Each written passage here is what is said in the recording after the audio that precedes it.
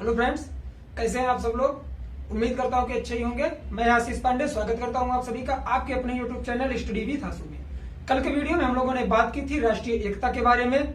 काफी important chapter था। जो लोग वीडियो ना देखे हों उसकी लिंक आज की वीडियो के डिस्क्रिप्शन में दे दी जाएगी, आप लोग देख सकते हैं। उम्मीद करता हूं पिछले सारे वीडियो आप लोगों को अच्छे लग रहे होंगे और उससे आप लोगों को हेल्प मिल रही होगी। आइए आज की वीडियो की शुरुआत करते हैं, जिसमें हम लोग बात करेंगे नगर निगम के बारे में। ठीक है, किसके बारे में?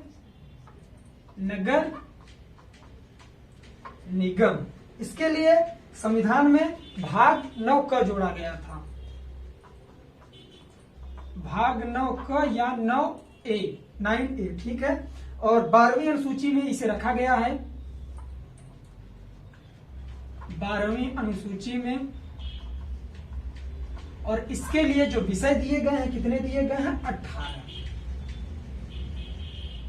ठीक है, उम्मीद करता हूं ये आप लोगों को पहले से पता होगा। क्यों? क्योंकि मैं भाग और अनुसूची सब आप लोगों को बता चुका हूं। तो आप लोग अगर वो वीडियो ना देखे हो, देखिए संविधान पढ़ने से पहले अगर आप लोग इसकी ऐतिहासिक पृष्ठभूमि 1773 के रेगुलेटिंग एक्ट से लेके 1947 के भारत शासन अधिनियम तक, अगर स्वतंत्रता अधिनियम तक आप लोग नहीं देखे हैं तो संविधान पूरी तरह से आप लोगों के समझ में नहीं आएगा। एक एक वीडियो आप लोगों को पूरा प्लेलिस्ट में मिल जाएगा, जाके आप लोग देख सकते हैं। और उम्मीद करता हूं काफी सारे बच्चे देख चुके होंगे। आइए हम लोग नगर निगम की शुरुआत करें। देखिए नगर निगम जो हमारा है यह काफी बड़ा चैप्टर है। जिस तरह से आप लोगों ने पंचायती राज को प्यार दिया, 3 चैप्टर में उसमें लेके आया था, 3 वीडियो 3 पार्ट, बहुत अच्छा रिस्पांस मिला आप लोगों को, उसके लिए बहुत बहुत धन्यवाद दिल से। और इसी तरह से हम लोग नगर निगम को भी समझने की कोशिश करेंगे। नगर निगम हमारा क्या होगा? 2 पार्टों में होके आएगा। आज हम लोग नगर निगम की बेसिक चीजें देखेंगे, अब कुछ इसके फाउंडेशन वगैरह है वो सब देखेंगे। उसके बाद अगले वीडियो में इसके उद्देश्य वगैरह हम लोग देखेंगे। आइए बिना किसी देरी के वीडियो की शुरुआत करते हैं। सबसे पहले देखेंगे कि जो हमारा नगर निगम है यह शहर से संबंधित है, शहरों से।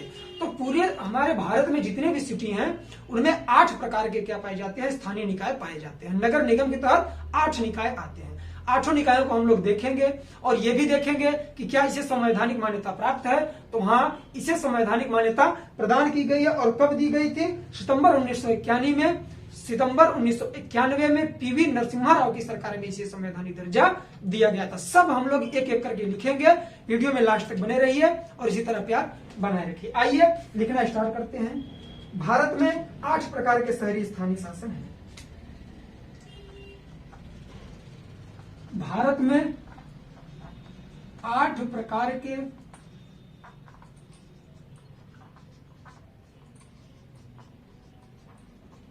शहरी शासन है या शहरी स्थानीय शासन है। वो जो 8 प्रकार है उसे हम लोग बहुत सही तरीके से लिखेंगे।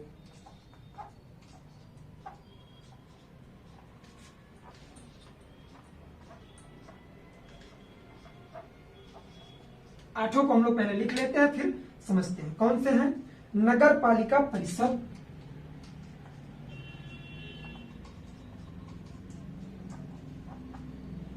नगर पालिका परिषद। सेकंड पे हमारा कौन सा है? नगर पालिका।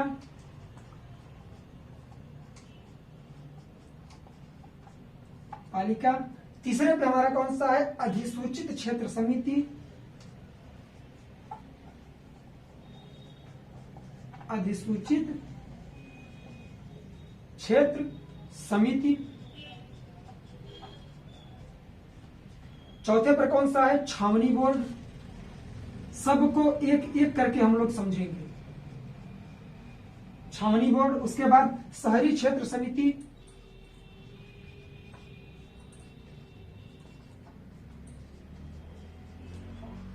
शहरी क्षेत्र समिति। छठवें पर कौन सा आता है हमारा? पत्तन न्यास। पत्तन न्यास जो बंदरगाह वगैरह होते हैं जिस स्टेट में, जो समुद्र से सटे हुए हमारे स्टेट हैं, मतलब तटीय राज्य जो हैं, वहां पर ये पाया जाता है। सबके बारे में स्पेशली बात होगी। आज केवल बेसिक चीज इसका समझना है, कल के वीडियो में सब एक्सप्लेन होगा। बात करेंगे विशेष उद्देश्यता के लिए गठित एजेंसी।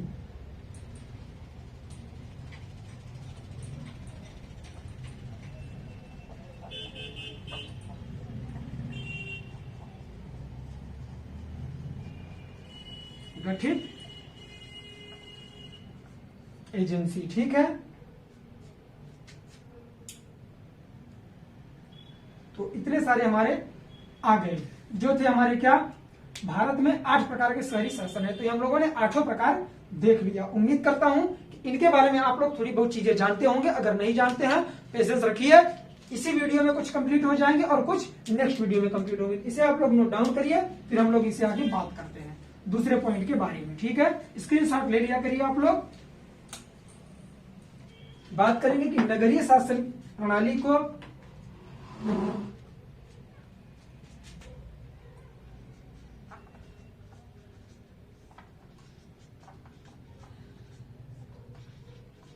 नगरीय शासन की प्रणाली को 74वें संविधान संशोधन अधिनियम 74वें संविधान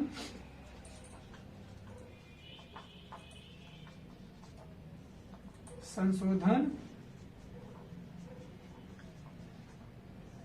अधिनियम 1992 द्वारा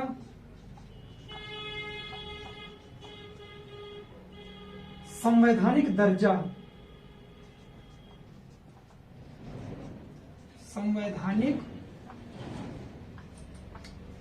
दिया गया। ठीक, अब बात करेंगे, देखिए इसको संवैधानिक दर्जा कब दिया गया, तो 74वें संविधान संशोधन 1992 द्वारा। मैंने अभी बात किया था कब कि 1991 में। देखो यह पारित 1991 में हुआ था, लेकिन लागू 1992 में हुआ था। ठीक है, जब संशोधन लाया गया था। पहला पॉइंट हो गया। दूसरा पॉइंट लिखेंगे किससे यह संबंधित है, तो यह 3 मंत्रालयों से संबंधित है। 3 मंत्रालयों के अंडर में कार्य करता है। 3 मंत्रालयों से यह संबंध रखता है। ठीक है, तो वो 3 मंत्रालय हमारे कौन कौन से, उसे हम लोग लिखेंगे।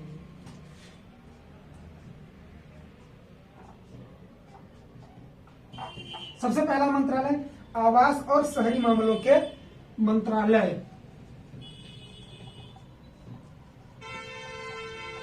आवास और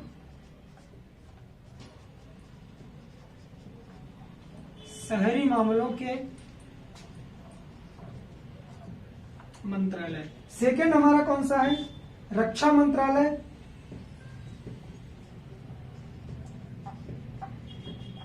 लेकिन इसके लिए एक क्या किया गया है, एक पॉइंट साथ में इसके जोड़ दिया गया है कि अगर रक्षा मंत्रालय है तो कैंटोनमेंट बोर्ड के मामलों में बात करेगा।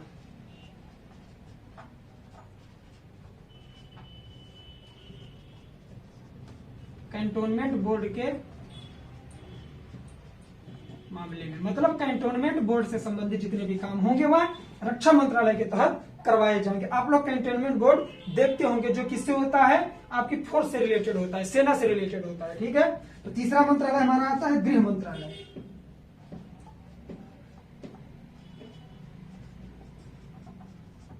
अब गृह मंत्रालय के लिए क्या दिया गया है, एक बात कि गृह मंत्रालय किस प्रकार करेगा, तो वह है संघीय क्षेत्रों के मामले।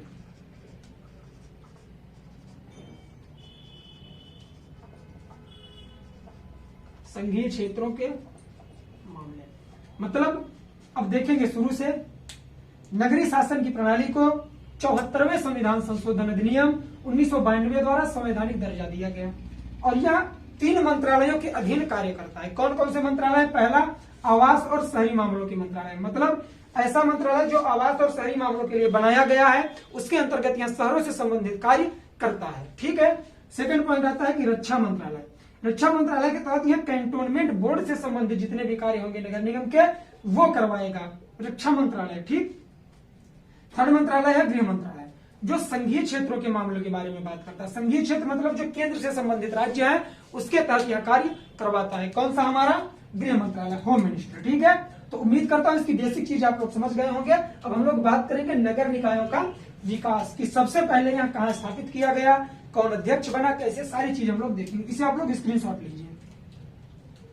देखिए हर चैप्टर इजी है, सारे चैप्टर एम लक्ष्मीकांत बुक के हैं, लेकिन फिर से बात करूंगा, मटेरियल 3 जगह से आप लोगों को मिलेंगे। इसमें सारी चीजें आप लोगों को एम लक्ष्मीकांत में नहीं मिलेंगी। अगर समझना होगा, मैं इसीलिए चैप्टर का नाम नहीं डालता, कि आप लोग कंफ्यूज हो जाएंगे, जब बुक खोलेंगे तो सारी चीजें इसमें नहीं मिलेंगी। ठीक है, मैं सिर्फ इंपॉर्टेंट चीजें देता हूं आप लोगों को। आइए बात करते हैं किसके बारे में, इसके विकास के बारे में, कि इसका डेवलपमेंट कैसे हुआ, इसका फाउंडिंग इसकी कैसे हुई, फाउंडेशन कैसे हुआ, स्थापना कैसे हुई। नगर निकायों का विकास,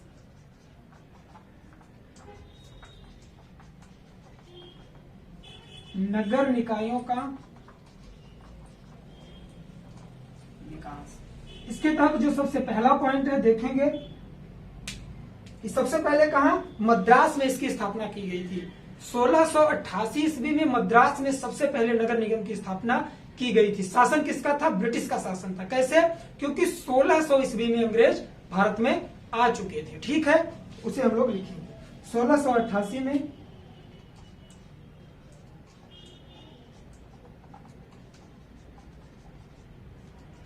भारत का पहला नगर निगम,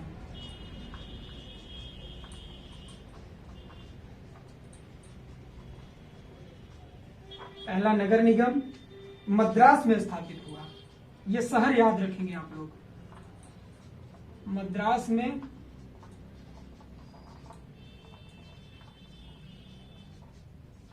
स्थापित हुआ। ठीक है, सेकेंड पॉइंट क्या है? 1726 में बंबई तथा कलकत्ता में, 1726 में बंबई, मुंबई नहीं लिखेंगे, बंबई पहले इसका नाम था, बंबई तथा कलकत्ता में।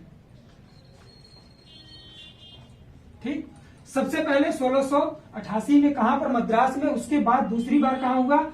बंबई और कलकत्ता, बंबई और कलकत्ता में एक साथ 1726 में इसकी स्थापना की गई थी। थर्ड पॉइंट के बारे में बात करेंगे। अब बात आती है लॉर्ड रिपन की। लॉर्ड रिपन को मैग्ना कार्टा कहा जाता है, इसके लिए तो समझेंगे कैसे कहा जाता है।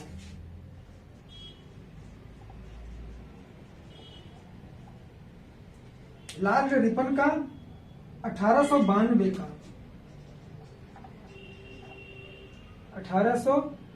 1882 का संकल्प स्थानीय स्वशासन, संकल्प स्थानीय स्वशासन के लिए,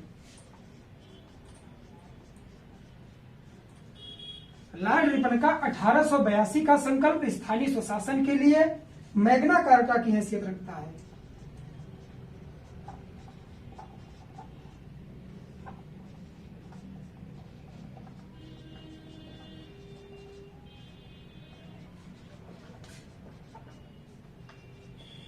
मैग्ना कार्टा की हैसियत रखता है। उन्हें भारत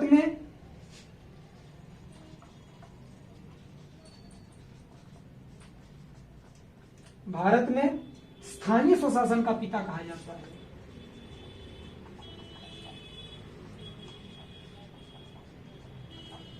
किसे? लॉर्ड रिपन को भारत में स्थानीय स्वशासन का पिता कहा जाता है, या फाउंडर कहा जाता है, या जनक। ठीक है, लॉर्ड रिपन ने क्या किया था कि 1882 में एक संकल्प लाए। किसके लिए? स्थानीय स्वशासन के लिए। स्थानीय स्वशासन का मतलब यह है कि हर शहर और हर गांव क्या हो, पूरी तरह से प्रशासन के अंदर में हो, लेकिन वहां का प्रशासन स्वयं किया जाए। अगर केंद्र में बैठा व्यक्ति गांव देखेगा तो गांव सही तरीके से विकास नहीं कर पाएगा। इसके लिए क्या किया गया कि स्थानीय स्वशासन की व्यवस्था लाई गई लॉर्ड रिपन के द्वारा 1882 में, कि जहां के लोग जो हैं वहीं से प्रतिनिधि चुनकर आए और वहां का शासन करें और उस जगह स्पेशल का क्या करें, विकास करें। तो उसके लिए इन्हें मैग्ना कार्टा कहा गया। ये जो स्थानीय स्वशासन के लिए इनका संकल्प लाया गया था, इस संकल्प को मैग्ना कार्टा कहा गया। किसके लिए? स्थानीय स्वशासन के लिए।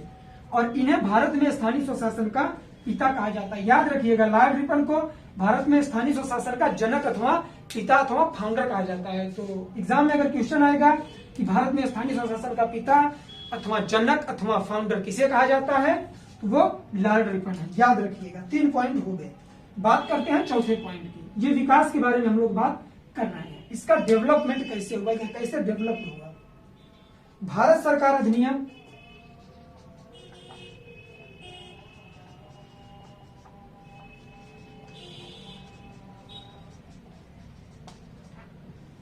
कब का, 1935।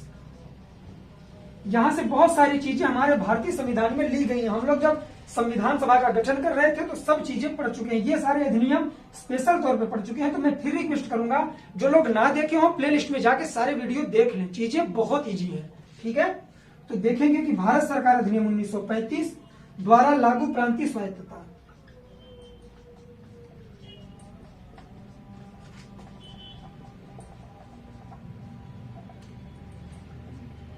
प्रांतीय स्वायत्तता के अंतर्गत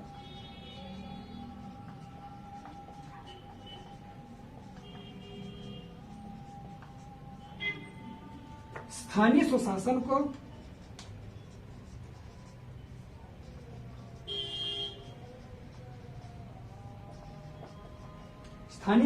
को प्रांतीय विषय घोषित किया गया।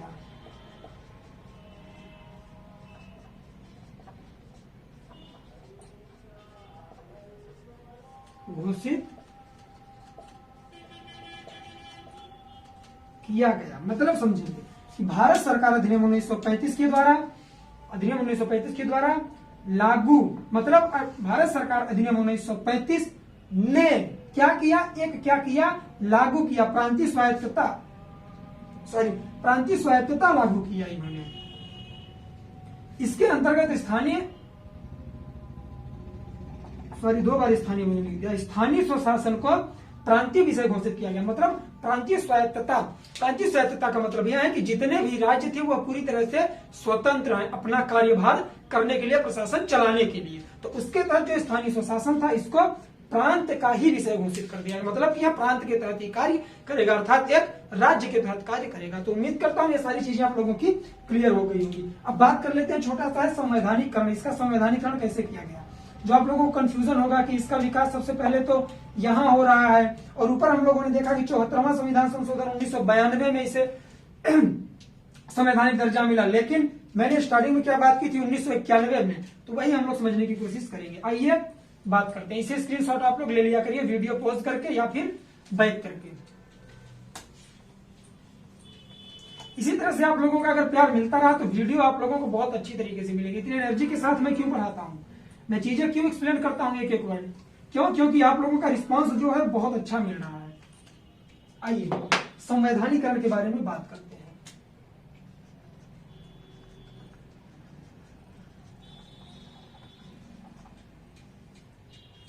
संवैधानिकरण, पहला पॉइंट इसका लिखेंगे, इसे संवैधानिक दर्जा कब दिया गया। नगर निगम तो था लेकिन इसे दर्जा कब दिया गया, संविधान के तहत इसे जोड़ा कब गया, तो वो था सितंबर 1991 में।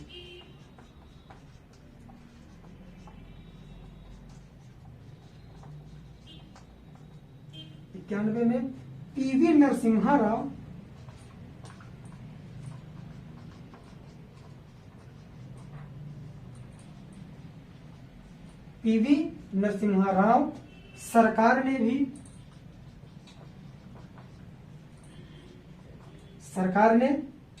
लोकसभा में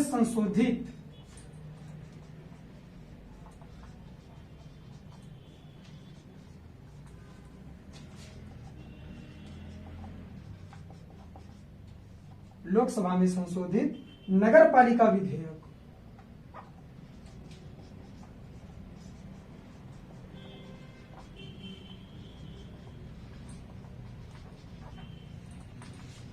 पुनः स्थापित किया। समझाएंगे। पुनः स्थापित किया का मतलब यह है कि यह एक बार लाया जा चुका था लेकिन सही तरीके से लागू नहीं हुआ था। तो 1991 में पीवी नरसिम्हा राव की सरकार ने क्या किया कि लोकसभा में संशोधित नगर पालिका विधेयक लाया। मतलब जो विधेयक पहले लाया गया था उसमें कुछ संशोधन करके फिर से इसे लोकसभा में पेश किया गया। ठीक है, अब बात करेंगे कि हुआ क्या इसके बाद कि 1991 में बिल तो आ गया, संशोधित विधेयक आ गया नगर पालिका के लिए, लेकिन बात क्या होती है कि अंततः यह 74वें संविधान संशोधन जो भी हम लोग ऊपर पढ़े थे। अंततः यह 74वें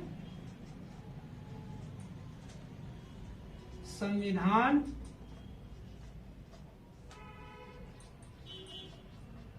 संशोधन अधिनियम 1992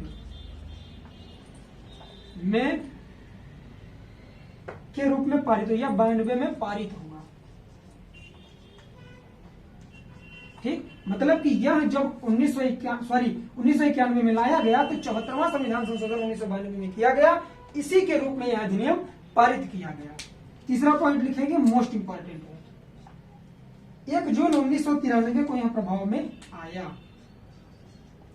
1 जून 1993 को यह प्रभाव में आया। प्रभाव में आया का आशय यह है कि देश में पूरी तरह से यह क्या किया गया, लागू कर दिया गया। तो उम्मीद करता हूं संवैधानिकरण सही तरीके से आप लोग समझ गए। एक बार रिवीजन करते हैं। सितंबर 1991 में याद रखेंगे कि पीवी नरसिम्हा राव की सरकार थी, कि पीवी नरसिम्हा राव की सरकार ने लोकसभा में पहले से आए हुए नगरपालिका विधेयक को संशोधित करके पेश किया 1991 में लोकसभा में। अंततः 74वां संविधान संशोधन 1992 में किया गया, स्पेशली इसी के लिए, और इसे पारित कर दिया गया। यह विधेयक पारित कर दिया गया और 1 जून 1993 को यह प्रभाव में लाया गया। तो उम्मीद करता हूं इसकी संवैधानिकरण आप लोग सही तरीके से समझ गए होंगे। अब हम लोग आगे बात करेंगे किसके बारे में, जो 74वां संविधान संशोधन 1992 था, इसकी कुछ विशेषताएं हैं, हम लोग इसे देखेंगे। आइए,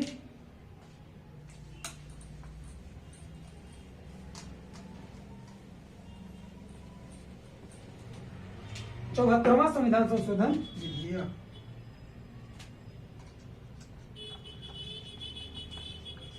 संविधान संशोधन विधेयक 1992 की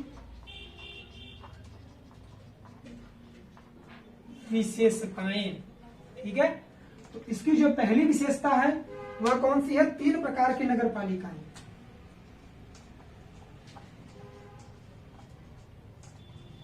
तीन प्रकार की नगर पालिकाएं होंगी। तो वह कौन कौन सी होंगी लिखेंगे। वह तीनों नगर पालिकाएं कौन कौन सी हैं, नगर पंचायत, नगर पालिका परिषद, नगर पंचायत,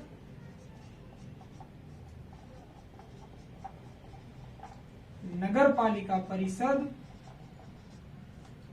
थर्ड पे कौन सी आती है, नगर पालिका निगम।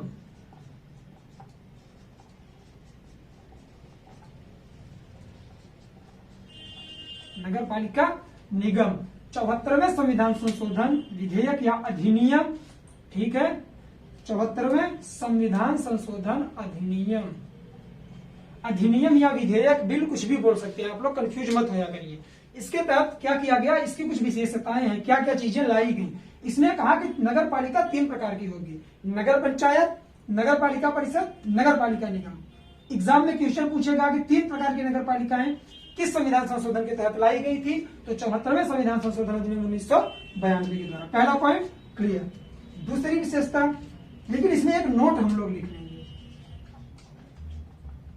नोट इससे संबंधित है कि अगर कोई ऐसा शहर है जो औद्योगिक क्षेत्र के तहत आता है, जहां इंडस्ट्री वगैरह है, तो उसे राज्य क्या कर सकता है, राज्य का जो राज्यपाल होगा उसे नगर पालिका में क्या कर सकता है, कन्वर्ट कर सकता है। ये चीज है, नोट करके हम लोग इसे लिख लेंगे, मेंस में लिखने के काम आएगा। यहाँ यदि कोई शहरी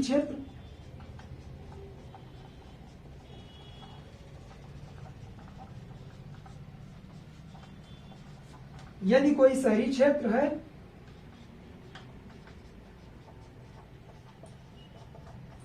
जहां की शहरी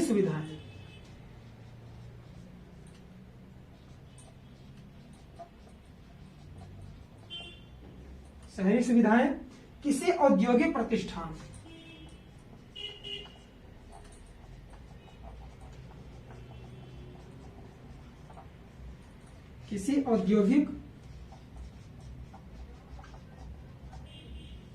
औद्योगिक प्रतिष्ठान द्वारा मुहैया कराई जा रही हैं,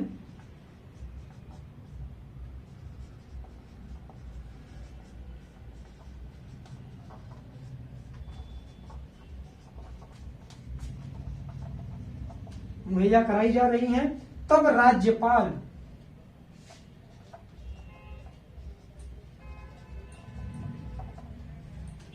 अर्थात उस स्टेट का जो गवर्नर होगा, तब राज्यपाल उस क्षेत्र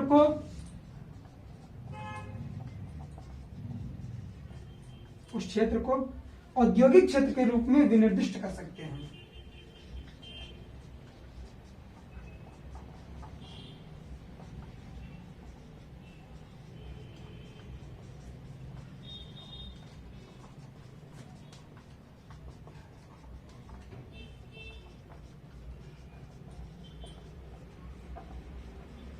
ठीक है, समझेंगे। देखिए इसमें पॉइंट क्या निकल के आता है कि अगर कोई ऐसा शहर है, देखिए नगर निगम शहर से संबंधित है, हर शहर में नगर निगम होता है, जो बड़े शहर हो चाहे छोटे शहर हो। नगर पालिका जिस हिसाब से होगा, छोटे कस्बों में नगर पंचायत, उससे बड़े नगर पालिका, सबसे बड़े में नगर पालिका निगम। ठीक है, तो अगर नगर निगम के तहत ही शहर आते हैं और कोई भी ऐसा शहर है जहां की सारी सुविधाएं किसी औद्योगिक प्रतिष्ठान द्वारा मुहैया कराई जाती है।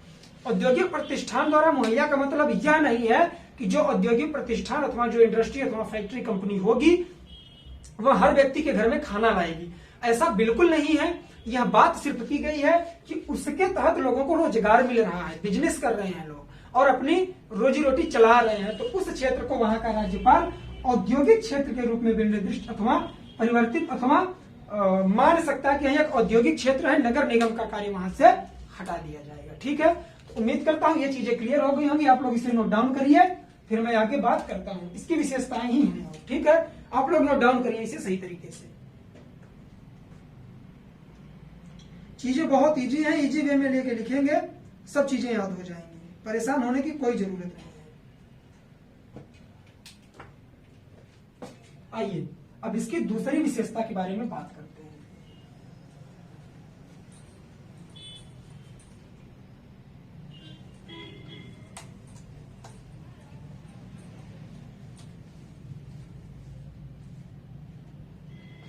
दूसरी विशेषता इसकी संरचना।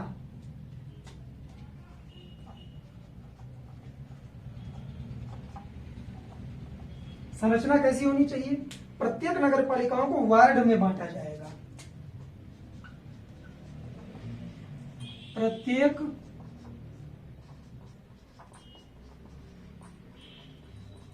नगर पालिकाओं को वार्ड में बांटा जाएगा। आशा यह है कि जो नगर पालिकाएं होंगी उनमें चुनाव होंगे पार्षदों की। ठीक है, तो उसके तहत वार्ड में बांटा जाएगा। तो एक एक वार्ड में अगर हम लोग इसे क्या करेंगे, अलग कर देंगे, तो उसका विकास सही तरीके से होगा। तो इसलिए संरचना के तहत इसमें विशेषता इसकी है, यहाँ बताया गया कि प्रत्येक नगर पालिका को वार्ड में बांटा जाएगा। इसकी थर्ड विशेषता जो है कौन सी है? वार्ड समितियां।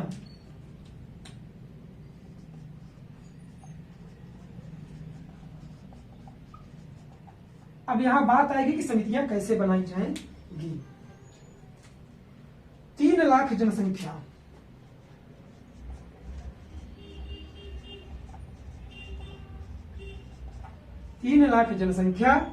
या अधिक वाली, या 3 लाख से अधिक,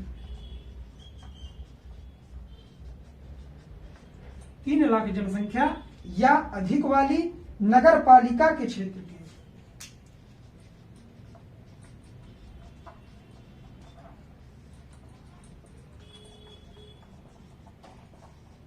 नगर पालिका के क्षेत्र के तहत एक या अधिक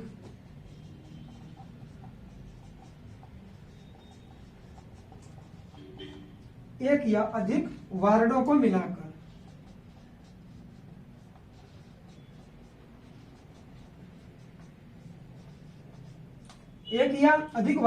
मिलाकर वार्ड समिति होगी।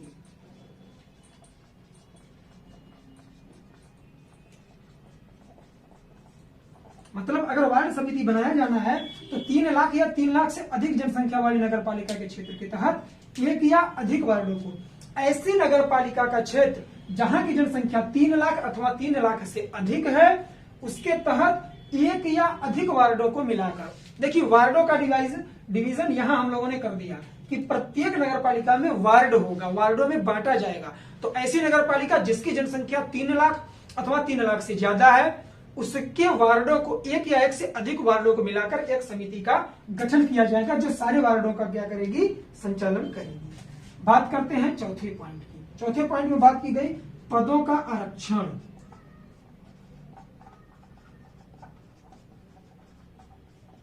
अब यहां SC ST और महिलाओं के लिए क्या किया गया है, आरक्षण किया गया है।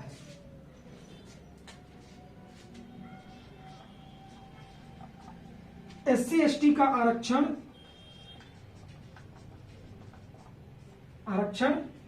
जनसंख्या अनुपात के आधार पर,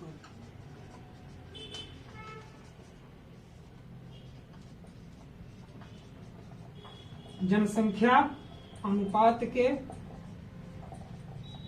आधार पर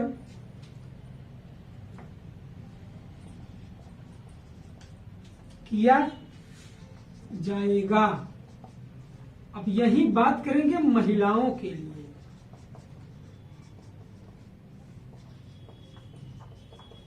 महिलाओं के लिए जो आरक्षण होगा 1/30 या फिर 35% होगा।